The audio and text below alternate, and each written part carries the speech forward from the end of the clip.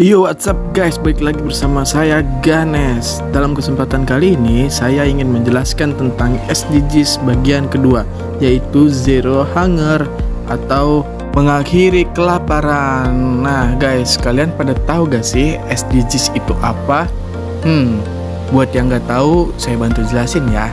SDGs atau Sustainable Development Goals atau tujuan pembangunan berkelanjutan adalah serangkaian tujuan global yang ditetapkan oleh Perserikatan Bangsa-Bangsa pada tahun 2015 untuk dicapai pada tahun 2030.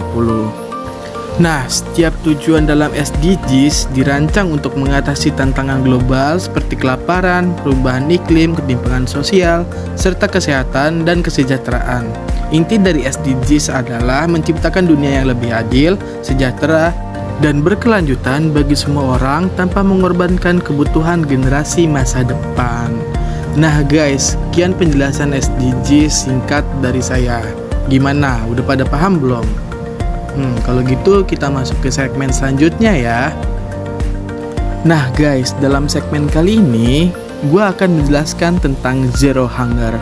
Kalian tahu gak sih Zero Hunger itu apa? Kalau nggak tahu, biar gue jelasin ya. Zero Hunger adalah salah satu dari tujuan pembangunan berkelanjutan dalam Sustainable Development Goals atau SDGs yang ditetapkan oleh PBB. Nah, tujuan dari Zero Hunger ini untuk mengakhiri kelaparan, mencapai ketahanan pangan, meningkatkan nutrisi, dan mendukung pertanian berkelanjutan pada tahun 2030. Ini adalah upaya global untuk memastikan bahwa setiap orang memiliki akses terhadap makanan bergizi dan cukup.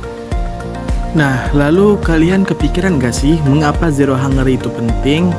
Jelas, saat ini lebih dari 690 juta orang di seluruh dunia masih menderita kelaparan atau kekurangan gizi.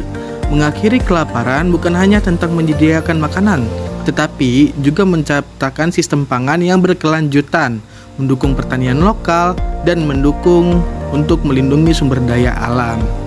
Nah, lalu kita beralih ke data kelaparan dunia dan Indonesia.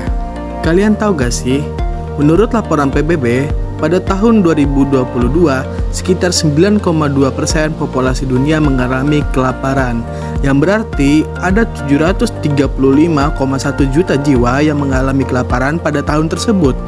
Nah, ini terutama di negara-negara berkembang di Asia dan Afrika. Lalu kalau yang di Indonesia, data dari Global Hunger Index 2022 menempatkan Indonesia di peringkat 69 dari 121 negara dengan tingkat kelaparan sedang. Nah, tantangan utama di Indonesia dalam mencapai Zero Hunger ini meliputi akses terhadap pangan, ketahanan pangan yang tidak merata, dan masalah stunting atau kekerdilan. Lalu untuk penyebab kelaparannya, itu biasanya kelaparan dan kekurangan gizi terjadi akibat kombinasi dari beberapa faktor. Yang pertama ada kemiskinan. Keterbatasan ekonomi membuat orang sulit membeli makanan yang sehat dan bergizi. Lalu ada perubahan iklim, di mana kondisi cuaca ekstrim seperti kekeringan dan banjir merusak lahan pertanian yang menyebabkan gangguan produksi pangan. Lalu ada ketimpangan sosial, di mana distribusi pangan yang tidak merata menyebabkan beberapa daerah mengalami kelebihan pangan, sementara daerah lain mengalami kekurangan. Lalu yang terakhir adalah lemahnya infrastruktur pertanian, di mana akses pertanian kecil ke teknologi, modal, dan informasi itu sangat terbatas, sehingga produktivitas pertanian itu menjadi rendah.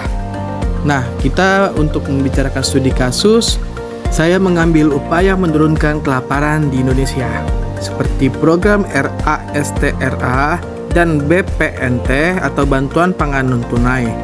Pemerintah Indonesia meluncurkan Bantuan Pangan Non-Tunai atau BPNT yang awalnya bernama RASTRA untuk mendukung masyarakat miskin dalam memperoleh kebutuhan pangan. Program ini memberikan bantuan berupa beras dan bahan makanan pokok lainnya dengan harga terjangkau bagi keluarga yang terdata. Hasilnya, akses pangan bagi keluarga miskin di Indonesia mulai membaik, meskipun ya masih banyaklah tantangan dalam efektivitas distribusi. Lalu ada pengembangan pertanian berkelanjutan, di mana berbagai inisiatif ini diambil untuk meningkatkan pertanian yang ramah lingkungan. seperti pemanfaatan teknologi tepat guna dan pelatihan bagi petani kecil di Jawa Tengah. Contohnya, lalu juga ada program Desa Mandiri Pangan yang berhasil mengurangi ketergantungan pangan dengan mengedepankan produksi lokal dan memberikan pelatihan di sertifikasi pangan. Program ini tidak hanya mengurangi ketergantungan pada bahan pangan impor, tetapi juga memperbaiki kesejahteraan petani lokal. Nah, lalu kira-kira langkah apa sih yang dapat dilakukan untuk mencapai zero hunger? Nah, PBB dan pemerintahan di berbagai negara itu berfokus pada beberapa inisiatif utama untuk mencapai zero hunger, yaitu yang pertama, mendukung pertanian lokal, di mana mereka peningkatan akses modal, teknologi, dan pengetahuan untuk petani kecil. Hal ini bertujuan agar mereka dapat meningkatkan hasil pertanian tanpa merusak lingkungan. Lalu yang kedua ada disertifikasi pangan, di mana mereka itu mengedukasi masyarakat untuk mengkonsumsi lebih banyak jenis pangan selain beras dan gandum. Banyak komoditas lokal yang bergizi seperti ubi, jagung, dan juga sagu. Lalu ada mengurangi pemborosan pangan, di mana berdasarkan data dari Food and Agriculture Organization atau FAO, sepertiga dari seluruh makanan yang diproduksi di dunia terbuang percuma. Edukasi dan kampanye untuk mengurangi pemborosan pangan perlu digalakkan, karena itu terhitung mubazir ya teman-teman. Lalu juga ada peningkatan akses pangan bagi anak-anak dan ibu hamil, di mana program-program pemberian makanan sehat di sekolah, seperti pemberian sarapan atau makanan bergizi di sekolah, terbukti mampu untuk meningkatkan nutrisi anak. Nah, ini juga yang diterapkan di negara-negara seperti Cina dan Jepang. Maka dari itu, SDM mereka tinggi, teman-teman.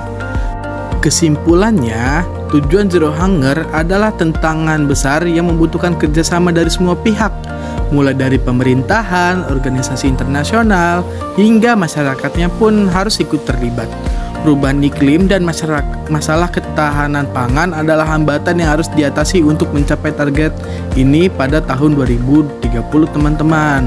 Dengan adanya program pemerintahan dan kesadaran masyarakat tentang pentingnya ketahanan pangan, tujuan ini bukanlah sesuatu yang tidak mungkin dicapai. Kita harus optimis. Aksi-aksi kecil sehari-hari seperti tidak membuang-buang makanan dan mendukung produk lokal itu juga bisa berdampak besar dalam mendukung tercapainya zero hunger. Jadi untuk mencapai zero hunger ini, kita juga harus terbuka, teman-teman. Bagi siapa saja yang mendengarkan, kalian juga bisa loh berkontribusi untuk membantu zero hunger ini untuk mencapai tujuannya pada tahun 2030. Jadi jangan sia-siain makanan ya teman-teman. Kalau bisa makanan yang lebih yang kita punya itu kita bagi kepada teman kita yang membutuhkan. Oke?